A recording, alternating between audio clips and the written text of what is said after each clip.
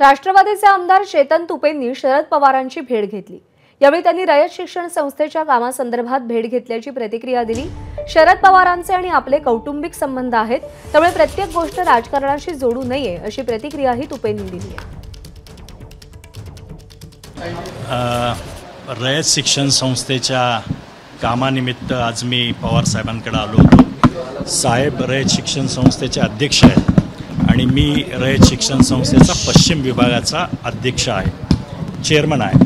त्याच्यामुळं रयत शिक्षण संस्थेच्या ज्या काही गोष्टी होत्या त्या संदर्भात साहेबांची आज माझी भेट झाली। महाराष्ट्राची संस्कृती आहे की राजकारण हा 1 महिन्यापुरता विषय असतो, तेवढं 1 महिन्यापुरतं राजकारण करायचं असतं आणि त्यानंतर विकासाच्या दृष्टीने पावलं टाकायची असतात। त्यामुळे जी साहेबांची, माझ्या वडिलांची, दादांची शिकवण आहे त्याप्रमाणे प्रत्येक गोष्टीतच आम्ही राजकारण बघत नाही, समाजाच्या हिताचं जिथे असेल तिथे आम्ही काम करतो। एबीपी माझा, उघडा डोळे बघा नीट।